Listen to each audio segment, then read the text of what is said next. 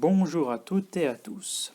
Nous vous souhaitons la bienvenue à cette vidéo de présentation relative à l'établissement du nouveau plan d'affectation communale de Montaner soumis à l'enquête publique du 8 mai au 7 juin 2021.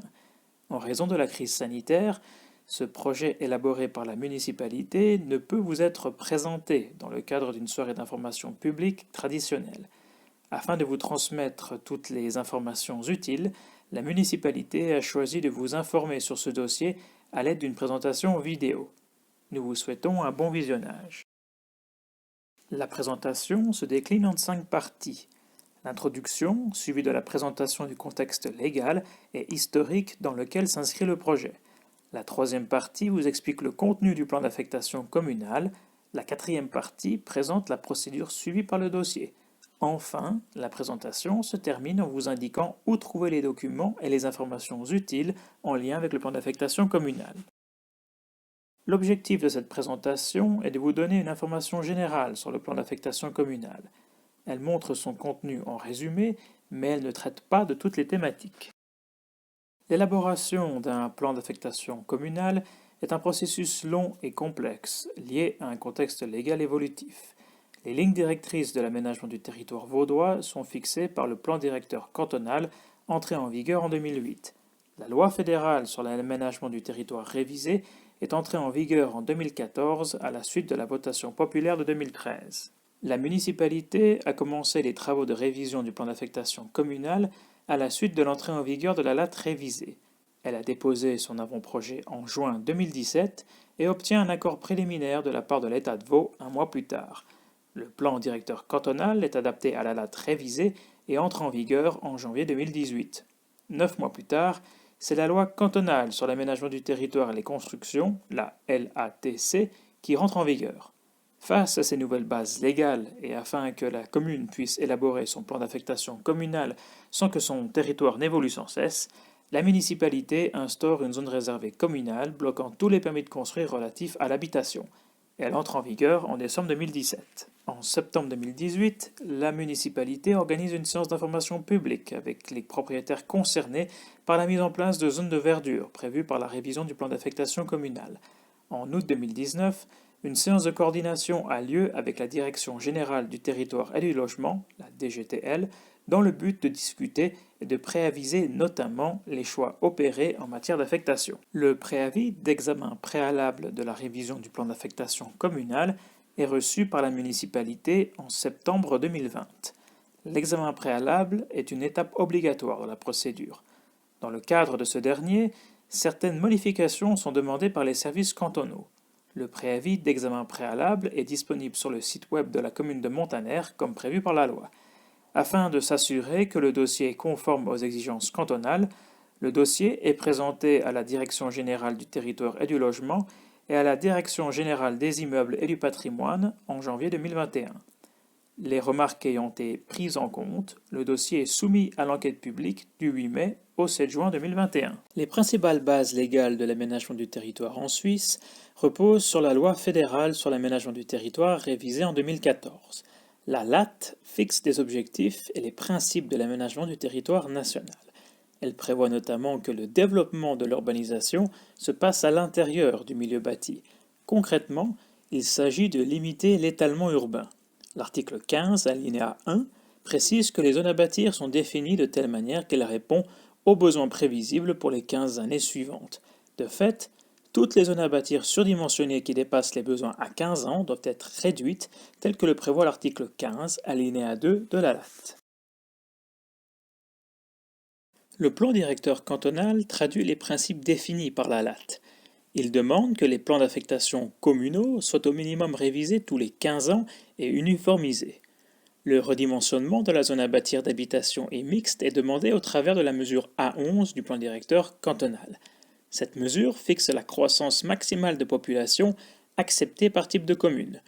Thiers-Rang est considéré comme un centre local par la mesure A11. Par conséquent, sa croissance est déterminée à 1,5% par année de sa population au 31 décembre 2015. Quant au reste des localités de Montaner, ces dernières sont considérées comme hors des centres. et ne bénéficie que d'une croissance de 0,75% par année de la population au 31 décembre 2015. L'État de Vaud a considéré la période 2021-2036 comme les 15 ans durant lesquels la zone à bâtir est calculée avec cette méthode. La zone à bâtir d'habitation et mixte, actuellement légalisée de Montaner, est surdimensionnée puisqu'elle permet l'accueil d'environ 520 habitants de trop à Thiéran par rapport à ce qui est autorisé par la mesure A11 du plan directeur cantonal. Pour ce qui est des autres localités, leur zone à bâtir permet l'accueil d'environ 1200 habitants de trop. La zone à bâtir de Montaner doit donc être réduite en accord avec l'article 15 alinéa 2 de la LAT et la mesure A11 du plan directeur cantonal. La Direction générale du territoire et du logement fixe les directives pour redimensionner la zone à bâtir. Dans un premier temps, il est nécessaire de dézoner les franges des zones à bâtir non construites vers la zone agricole. Il est également demandé de dézoner les espaces non bâtis à l'intérieur des petites entités urbanisées telles que les hameaux. Les directives demandent d'autre part d'affecter en zone agricole les surfaces de plus de 2500 m² libres de construction situées au milieu de la zone à bâtir. En outre, les directives demandent d'affecter en zone à bâtir inconstructible les espaces vides au sein du tissu bâti. Il peut s'agir d'espaces publics, de vergers, mais aussi de secteurs que l'on souhaite préserver de construction afin de protéger les vues sur des éléments patrimoniaux importants. Enfin, il est nécessaire d'assurer la disponibilité des terrains libres de construction. Il s'agit d'une mesure qui oblige les propriétaires fonciers à construire dans un délai fixé par le règlement du plan d'affectation communal.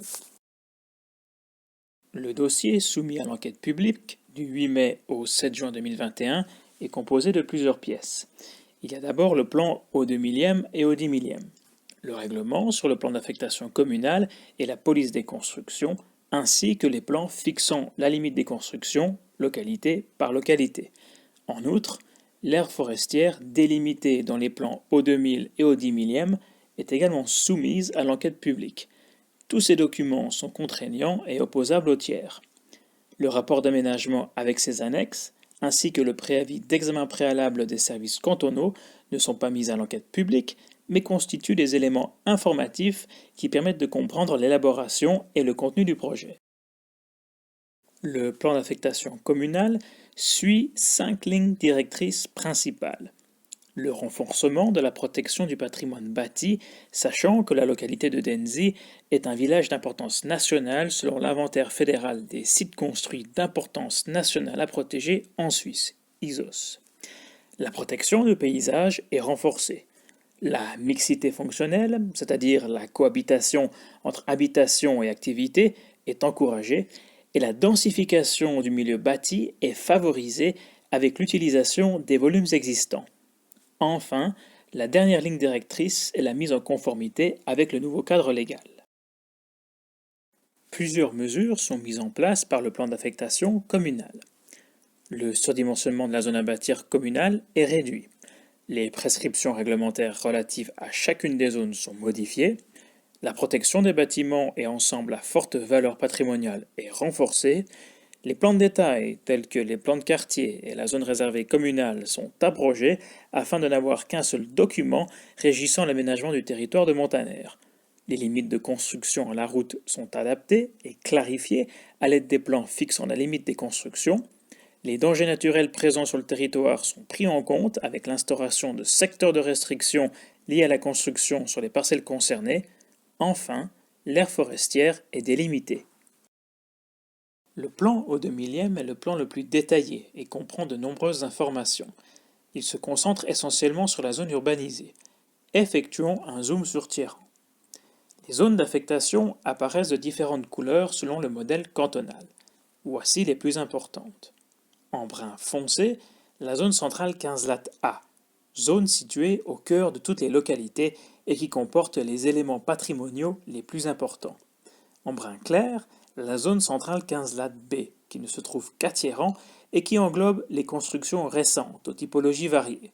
En beige, la zone centrale 15 lat C, qui inclut les bâtiments de faible densité et dont le degré de sensibilité au bruit est de 3 en raison de la proximité avec des exploitations agricoles ou des activités artisanales. En orange, la zone d'habitation de moyenne densité 15 lat, destinée aux immeubles d'habitation de taille moyenne.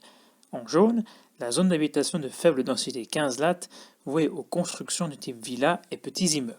En violet, la zone d'activité économique 15 lat A, destinée aux activités artisanales. En bleu foncé, la zone affectée à des besoins publics 15 lat A, qui comprend les constructions et équipements à vocation publique. En vert clair, la zone de verdure 15 lat B, apposée sur les espaces de détente ou les espaces non bâtis. En vert foncé, l'aire forestière 18 lat. Les dispositions réglementaires relatives à ces zones vous seront présentées dans la suite de la vidéo. En plus des affectations, d'autres informations importantes se représentaient, notamment les données relatives au recensement architectural du canton de Vaud qui identifie les bâtiments protégés, mais aussi les zones de protection des eaux ou encore l'espace réservé aux eaux qui est inconstructible. Le plan au 10 millième permet de voir l'entier du territoire communal. Il est cependant moins détaillé que le plan au 2000. Les zones centrales 15 lat, en brun foncé et clair sur les plans, sont les zones les plus sensibles au niveau du patrimoine. Les principales caractéristiques réglementaires vous sont présentées ici. La zone centrale 15 lat A correspond plus ou moins aux zones de village de toutes les localités de la commune. Un indice d'utilisation du sol de 0,60 à Thierrens et de 0,40 dans le reste des localités est défini, mais il est possible d'exploiter l'entier du volume des bâtiments déjà bâtis et ainsi de déroger à l'IUS. La distance limite minimale est de 4 mètres, la hauteur maximale à la corniche est de 7,50 m, la couverture des toitures doit se faire à l'aide de tuiles plates à recouvrement dont la couleur s'harmonisera avec celle des toitures traditionnelles. Enfin, la couleur des façades est à choisir entre les blancs, ocre jaune ou rose, ou encore le orange ou le gris dans les nuances claires. Comme évoqué précédemment, la zone centrale 15 lat B ne se retrouve qu'à Thierrens et comprend des constructions récentes. Un indice d'utilisation du sol de 0,60 est défini, mais là encore, il est possible d'utiliser l'intégralité du volume des bâtiments déjà bâtis et donc de déroger à l'IUS. La distance limite minimale est de 4 mètres et la hauteur à la corniche maximale est de 7,50 m. La couverture des toitures doit se faire avec des tuiles dont la couleur s'harmonisera avec celle des toitures traditionnelles. Enfin, la couleur des façades est également à choisir entre les blancs, ocre jaune ou rose, ou encore le orange ou le gris dans les nuances claires. Le nouveau règlement autorise à l'intérieur des zones centrales 15 lat A et B les rénovations et les transformations des bâtiments existants, même si les droits à bâtir sont atteints ou épuisés à l'entrée en vigueur du nouveau plan d'affectation. Ces travaux devront être réalisés au sein d'un volume existant. Toutefois, des extensions mineures d'une surface maximale de 35 m² sont admises pour certaines réalisations telles que des vérandas, des lucarnes, des sas d'entrée, etc. Cette mesure s'inscrit dans le principe de densification prôné par la LAT. Cette disposition empêche en conséquence des situations où des volumes sont laissés vides en raison d'un manque ou d'un épuisement des droits à bâtir sur la parcelle. Ces dispositions participent aussi à la préservation du bâti existant, car dans une très grande majorité des cas, les droits à bâtir en transformant les bâtiments existants sont nettement supérieurs à ceux octroyés en cas de démolition-reconstruction.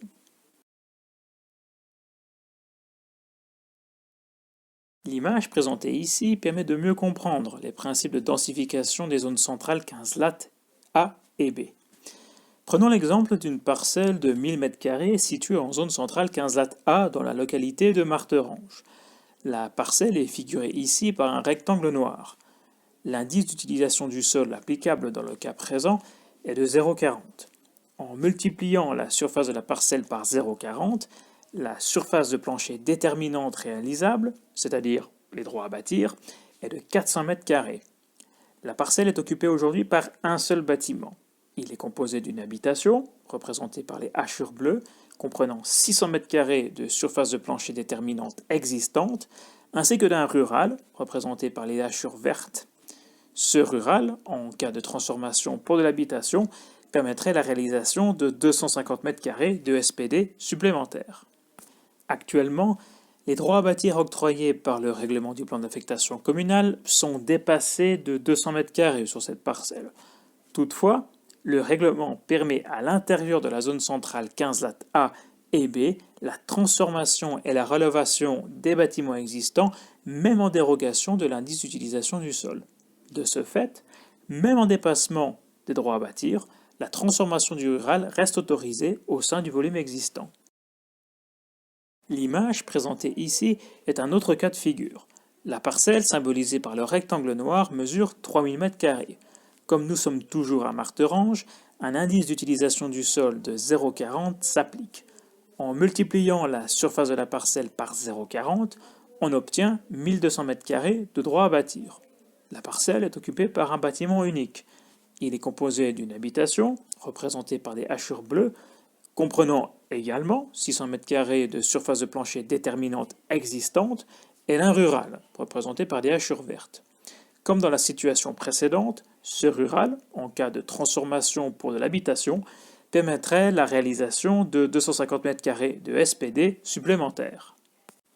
Actuellement, si l'on soustrait la SPD de l'habitation existante, à savoir 600 m², au droit à bâtir octroyé par l'indice d'utilisation du sol sur la parcelle, à savoir 1200 m², il reste donc 600 m² de droit à bâtir sur la parcelle, puisqu'aucune transformation n'a été réalisée dans le rural.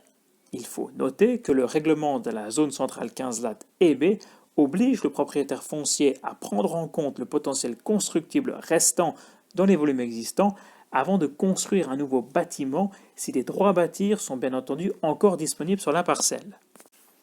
Dans le cas présent, il faut additionner les surfaces de l'habitation avec les surfaces potentiellement transformables au sein du rural. Dans l'exemple, l'addition de ces deux surfaces donne 850 m². Les droits à bâtir s'élevant à 1200 m² sur la parcelle, le propriétaire peut donc construire un nouveau bâtiment de 350 m². La zone d'habitation de moyenne densité 15 lat est définie uniquement à tiers-rang et comprend des immeubles de taille moyenne. Parmi les caractéristiques réglementaires de cette zone, notons un IES de 0,60, la distance aux limites minimales à respecter est de 5 mètres et la hauteur à la corniche s'élève à 7,50 m. Les toitures seront à deux pans et la couverture se fera au moyen de tuiles dont la forme et la couleur s'harmoniseront avec celle des toitures traditionnelles. Quant à la couleur des façades, celle-ci ne peut être sombre, vive ou fluorescente.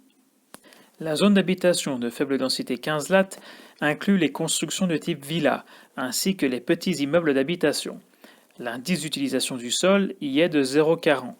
Les distances aux limites minimales à appliquer sont de 6 mètres et la hauteur à la corniche des bâtiments n'excédera pas 6,50 m.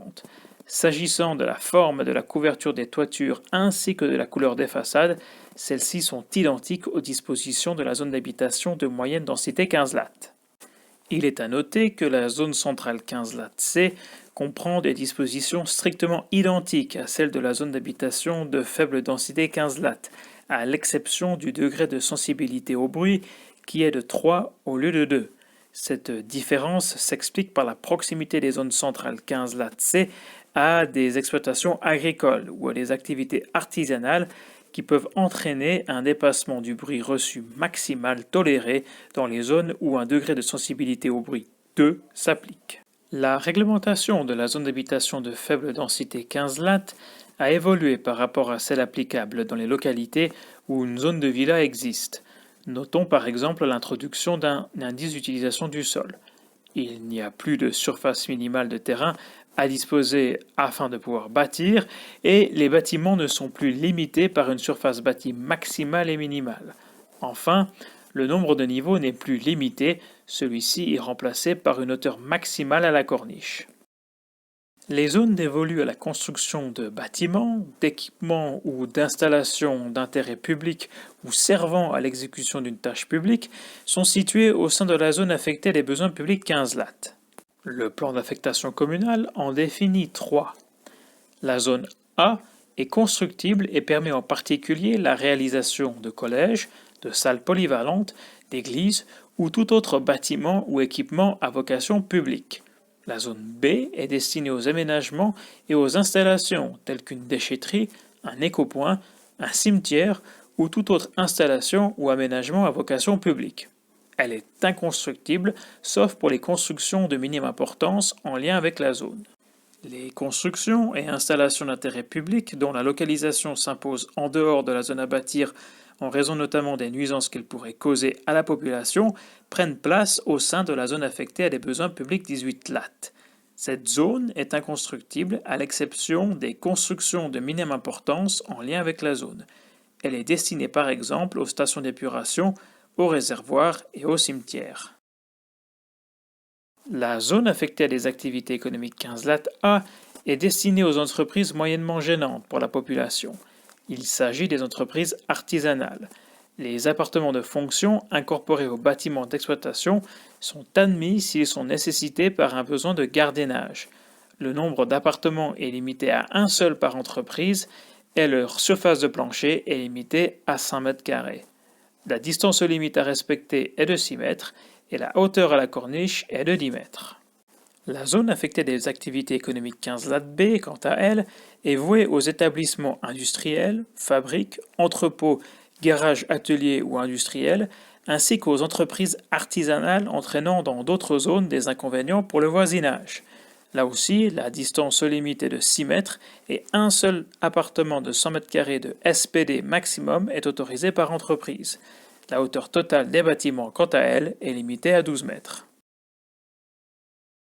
La zone de verdure 15 lat comprend des surfaces situées à l'intérieur de la zone à bâtir qui doivent rester libres de construction. Le plan d'affectation communale en définit deux. La zone de verdure 15 lat A est destinée à sauvegarder les sites et les espaces non bâtis publics ou privés caractéristiques comme les jardins d'agrément, potagers, vergers ou encore les espaces de détente. Cette zone de verdure est inconstructible à l'exception des aménagements paysagers et du mobilier. La zone de verdure 15 lat B est également inconstructible, mais autorise, en plus des aménagements paysagers et du mobilier, des installations, des accès et des espaces de stationnement. Ils sont notamment autorisés les places de jeu, les piscines hors sol ou enterrées, ou encore d'autres types de bassins. Les espaces de stationnement sont admis pour autant qu'ils soient réduits au strict nécessaire et qu'ils se situent au plus proche du domaine public. Le stationnement et les accès devront être réalisés au moyen de matériaux perméables tels que les pavés ou les gris-gazons. La zone agricole 16 lat fait partie de ce que l'on appelle le hors-zone à bâtir. Affectée à la production agricole, elle sert également à protéger les paysages, les espaces de délassement et assure un équilibre écologique. Concrètement, cela signifie que toutes ces zones ne seront pas forcément occupées par les exploitations ou du bétail. La zone agricole 16 lat est régie par les dispositions de la législation fédérale. Les constructions conformes à cette affectation sont celles qui sont nécessaires à l'exploitation agricole ou à l'horticulture productrice. La zone agricole protégée 16 lat diffère de la zone agricole 16 lat traditionnelle. Elle est destinée à aménager certains espaces agricoles caractéristiques ou alors à protéger les espaces situés à proximité d'ensembles patrimoniaux de grande valeur. De fait, elle est donc exclusivement affectée à la culture du sol et toute construction y est interdite. Les dispositions de la législation fédérale y sont également applicables. Outre les dispositions liées aux affectations et à la constructibilité, le plan d'affectation communale fixe d'autres dispositions réglementaires. Il y identifie les parcelles soumises à la disponibilité des terrains qui sont représentées par un triangle rose sur le plan au 2/1000. Ces parcelles devront être bâties dans un délai de 7 ans à compter de la date d'entrée en vigueur du plan d'affectation communale. Les parcelles seront considérées comme construites lorsqu'elles seront au bénéfice d'un permis de construire ou lorsque l'enquête publique visant à l'obtenir aura débuté avant la fin du délai de 7 ans. Dans le cas d'un non-respect de ces mesures, la municipalité décidera soit d'un déclassement des terrains concernés vers une zone inconstructible, soit d'une taxation de ces derniers à hauteur de 1% de leur valeur fiscale la première année, puis augmentera ce pourcentage de 0,5% les années suivantes. Il s'agit là de l'application de l'article 52 de l'ATC. Le plan d'affectation communale fixe également des règles concernant le stationnement. Une place de stationnement par 100 m² de surface de plancher déterminante doit être réalisée. Le nombre de dépendances est également défini. Une dépendance, c'est une construction distincte du bâtiment principal sans communication interne avec celui-ci et de volume de peu d'importance. Il s'agit par exemple de pavillons de jardin ou de garages particuliers pour 2 voitures au maximum. Ces dépendances ne peuvent en aucun cas servir à l'habitation ou à l'activité professionnelle. 4 dépendances au maximum sont autorisées pour les parcelles de moins de 1200 m² et 6 pour les plus grandes. Le plan d'affectation communale fixe également des secteurs de restriction liés aux dangers naturels sur les parcelles concernées par des aléas. Les dispositions relatives à ces secteurs ont été rédigées par des ingénieurs spécialisés en la matière. Il peut s'agir par exemple de dispositions ayant trait à l'évacuation des eaux ou aux mesures d'étanchement. Le plan d'affectation communale indique également un secteur de protection de sites bâtis sur une bonne partie de la zone centrale 15 lat A de Denzi, dans la mesure où la localité est un village d'importance nationale selon l'inventaire ISOS. Concrètement, toute transformation, tous travaux ou changements d'affectation, ainsi que les nouvelles constructions seront soumises au département cantonal compétent pour autorisation préalable. Le plan d'affectation communale détermine aussi les prescriptions relatives à l'inventaire fédéral des voies de communication historiques de la Suisse, les zones et périmètres de protection des eaux, ainsi que les espaces réservés aux eaux. Le plan, fixant la limite des constructions, permet de définir des distances supérieures ou inférieures fixées par l'article 36 de la loi sur les routes en fonction des différentes contraintes intervenant dans l'aménagement local. En pratique, les constructions ne peuvent absolument pas dépasser les lignes rouges ou jaunes qui sont définies le long des domaines publics et des parcelles où s'applique une servitude de passage public. Les fronts d'implantation obligatoires, quant à eux, déterminent des limites que les bâtiments devront suivre en cas de démolition ou reconstruction par exemple. Concrètement, sur les parcelles concernées, les bâtiments ne peuvent pas être en retrait. Les fronts sont utilisés afin de protéger certaines implantations caractéristiques qui participent à la morphologie et à l'identité des villages.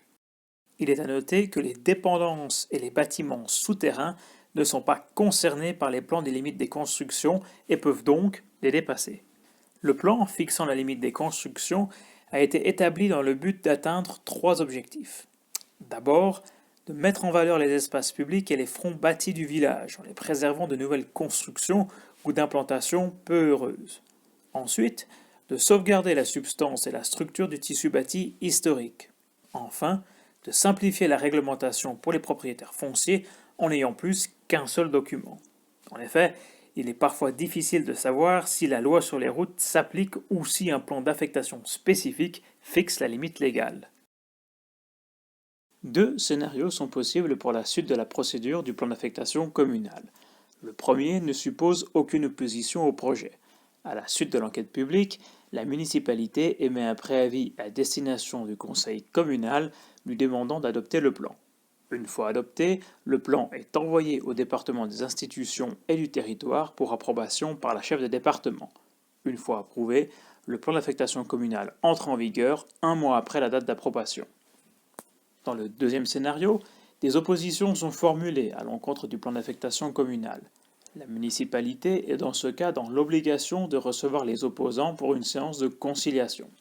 À l'issue de cette séance, le plan d'affectation communale peut être adapté ou non. S'il est adapté, celui-ci doit faire l'objet d'une enquête publique complémentaire portant sur la modification. En cas de statu quo du projet, la municipalité établit un préavis à destination du conseil communal lui demandant de lever les oppositions et d'adopter le plan. Le plan d'affectation communale est ensuite transmis au département des institutions et du territoire pour approbation par la chef de département. Des recours contre la décision d'approbation sont possibles dans une période d'1 mois suivant l'approbation. Les échanges juridiques se mettent alors en place entre les différentes parties aboutissant à un jugement confirmant ou non le plan d'affectation communale. L'entier des documents du plan d'affectation communale est disponible sur le site web de la commune. Une série de réponses à des questions fréquentes y sont également disponibles. Cette vidéo de présentation est désormais terminée. Nous vous remercions de l'avoir suivi dans son intégralité. La municipalité se tient naturellement à disposition pour tout renseignement complémentaire.